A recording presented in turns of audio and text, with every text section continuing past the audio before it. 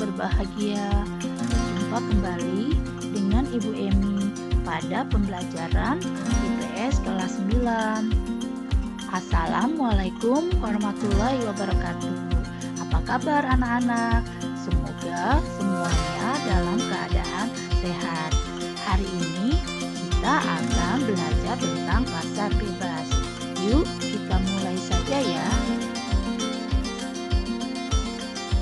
Tujuan pembelajaran kita kali ini adalah setelah proses pembelajaran diharapkan peserta didik dapat 1. Menjelaskan pengertian tentang pasar bebas. Yang kedua, mengidentifikasi kebijakan perdagangan bebas. Dan yang ketiga adalah memberi contoh organisasi yang berkaitan dengan perdagangan atau pasar bebas. Baik anak-anak, kita simak pembelajarannya ya.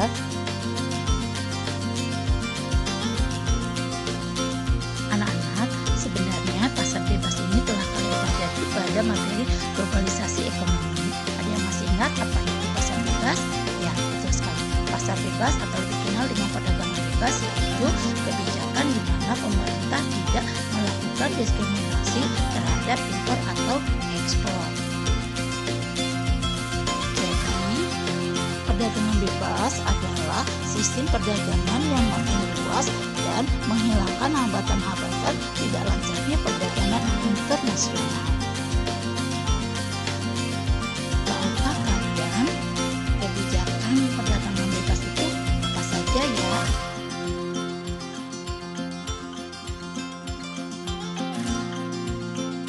Kebijakan perdagangan bebas ada 5. 1. Perdagangan barang tanpa pajak termasuk tarif atau hambatan perdagangan lainnya. 2.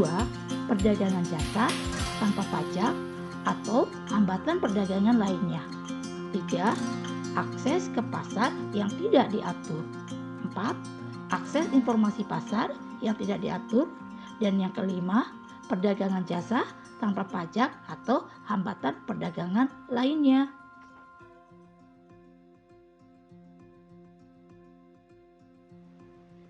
Anak-anak, ada banyak organisasi ekonomi yang berkaitan dengan perdagangan bebas. Beberapa organisasi ekonomi tersebut yaitu 1. Masyarakat Ekonomi ASEAN atau MEA. 2. ASEAN Free Trade Area atau AFTA. Yang ketiga, Asia Pacific Economic Corporation atau APEC. Yang keempat, Uni Eropa atau Masyarakat Ekonomi Eropa atau MEP. Dan yang kelima adalah World Trade Organization atau WTO. Yuk kita bahas satu-satu ya. 1. Masyarakat Ekonomi ASEAN atau Anggota ASEAN yaitu Indonesia, Malaysia, Singapura, Thailand, Filipina, Darussalam, Myanmar, Vietnam, Kamboja, dan Laos. Berdirinya dilaksanakan dengan KTT ASEAN. Berdasarkan deklarasi Seoul yang merupakan salah satu KTT ASEAN ke-12 pada tahun 2007 mengubah ASEAN menjadi daerah dengan perdagangan bebas, baik barang maupun jasa, investasi, tenaga kerja profesional, dan aliran dana. Tahun 2015 merupakan awal tahun diberlakukannya MEA sebagai bentuk integrasi ekonomi ASEAN yang artinya semua negara yang berada di kawasan Asia Tenggara menerapkan sistem perdagangan bebas. Adapun tujuan dari MEA adalah ingin menghilangkan secara signifikan hambatan-hambatan kegiatan ekonomi lintas kawasan tersebut yang diimplementasikan melalui 4 pilar utama, yaitu 1. MEA akan dijadikan sebagai kawasan yang memiliki perkembangan ekonomi yang merata dengan memprioritaskan pada usaha kecil menengah atau UKM. 2. MEA akan dibentuk sebagai kawasan ekonomi dengan tingkat kompetisi yang tinggi, yang memerlukan suatu kebijakan yang meliputi competition, policy, consumer protection, intellectual property rights, taxation, dan e-commerce.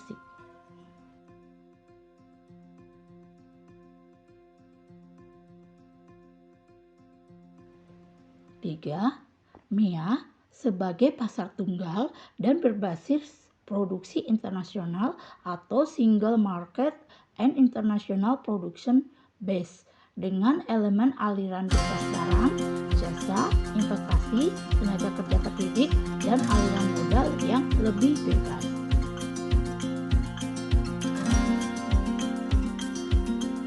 Empat, MEA akan diintegrasikan secara penuh terhadap perekonomian global dengan membangun sebuah sistem untuk meningkatkan koordinasi terhadap negara-negara anggota.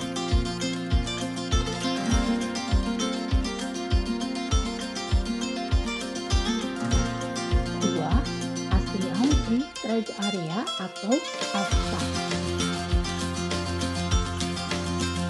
AFTA dibentuk pada waktu Konferensi Tingkat Tinggi atau KTT Asia Tenggara di Singapura pada tahun 1992.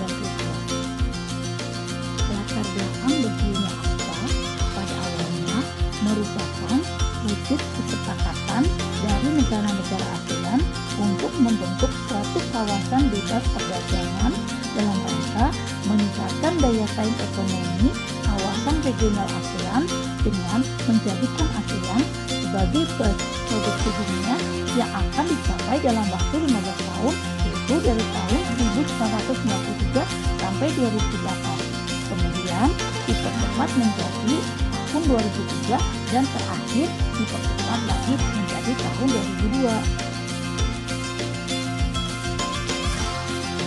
Tujuan dari AFTA adalah 1.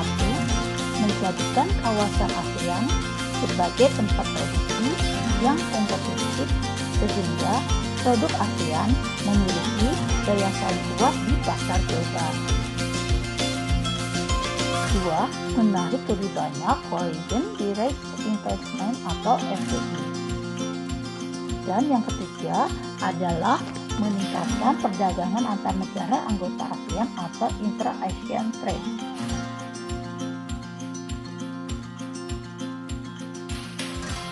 Organisasi ekonomi selanjutnya adalah Asia Pacific Economic Cooperation atau APEC. Runtuhnya Uni Soviet dengan sistem ekonomi komunis yang tertutup secara bertahap diikuti oleh negara Eropa Timur yang berubah menjadi sistem ekonomi liberal dan bebas. Kemudian muncullah kesadaran bahwa pada dasarnya setiap negara saling membutuhkan.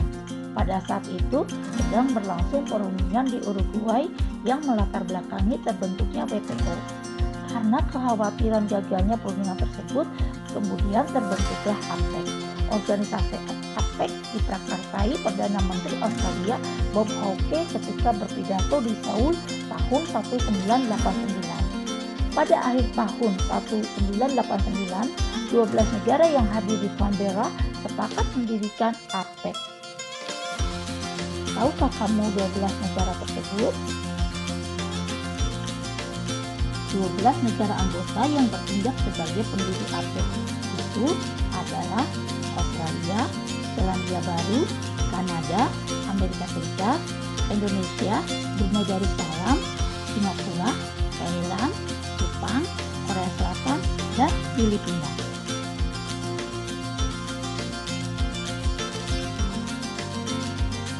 Adapun tujuan APEC adalah 1.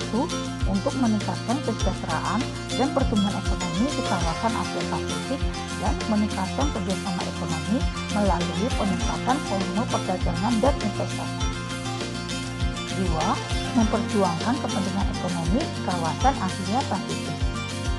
3. Tempat usaha negara maju untuk membantu negara berkembang. 4. Meningkatkan perdagangan dan investasi antar anggota. 5. menjalankan kebijakan ekonomi secara sehat dengan tingkat inflasi rendah. Dan yang keenam adalah mengurangi dan mengatasi sengketa ekonomi perdagangan.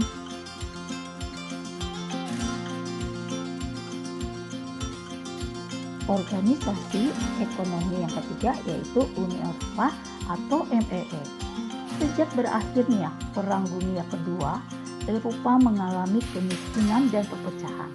Pada tahun 1950, Menteri Luar Negeri Prancis, Maurice Schumann, berkeinginan menyatukan produksi baja dan batu bara Prancis dan Jerman dalam wadah kerjasama yang terbuka untuk negara-negara Eropa lainnya, sekaligus mengurangi kemungkinan terjadinya perang. Keinginan itu terwujud dengan ditandatanganinya Perjanjian Pendirian Pasaran Bersama Batu Bara dan Baja Eropa atau European Coal and Steel Community atau ECAC oleh 6 negara yaitu Prancis, Jerman Barat, Belanda, Belgia, Luxembourg, dan Italia. Keberhasilan ECAC mendorong negara-negara British States membentuk pasar bersama yang mencakup sektor ekonomi. Hasil pertemuan Messina tanggal 1 Juni 1955 menunjuk Paul Henri Spaeth, Menteri Luar Negeri Belgia, sebagai ketua komite yang harus menyusun laporan tentang kemungkinan kerjasama ke semua bidang ekonomi. Melalui perjanjian Maastricht, ke-12 negara anggota masyarakat Eropa dipersatukan dalam mekanisme Persatuan Eropa dengan pelaksanaan secara bertahap. Mulai tahun 1999, masyarakat Eropa hanya mengenal satu mata uang. Beberapa bentuk perjanjian yang pernah dilakukan MEE harus mengalami beberapa amandemen. Hal itu berkaitan dengan bertambahnya anggota.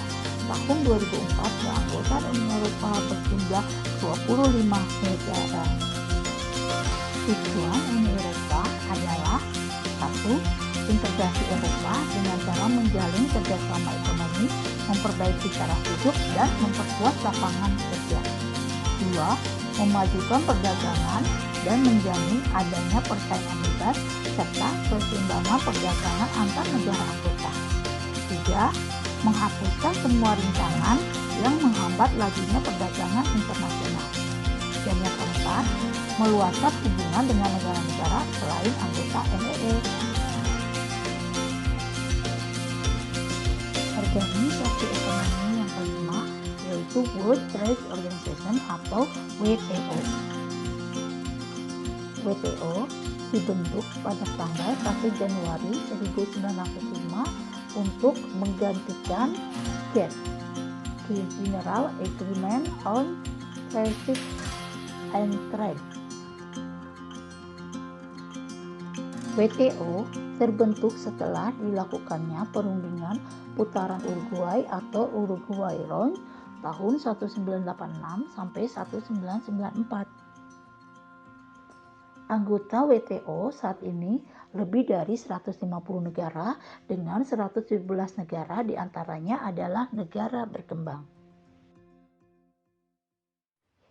Tujuan dari WTO adalah 1. Meningkatkan kesejahteraan negara-negara anggota melalui perdagangan bebas. 2. Membantu produsen barang dan jasa serta eksportir dan importir dalam kegiatan perdagangan. 3. Mendorong lebih terbukanya perdagangan dunia. 4. Menciptakan rangkaian aturan dan prinsip guna mengatur perdagangan internasional. 5. Menyusun kewajiban anggotanya untuk menjamin berjalannya sistem internasional non-diskriminasi. 6. Menyediakan forum untuk membicarakan isu-isu perdagangan internasional. Dan yang ketujuh adalah menyediakan mekanisme penyelesaian perdagangan internasional. Nah, anak-anak, demikian pembelajaran IPS kali ini. Baik anak-anakku, tetap semangat, tetap jaga protokol kesehatan, dan jangan lupa bahagia. Sampai bertemu kembali. pada pembelajaran IPS kelas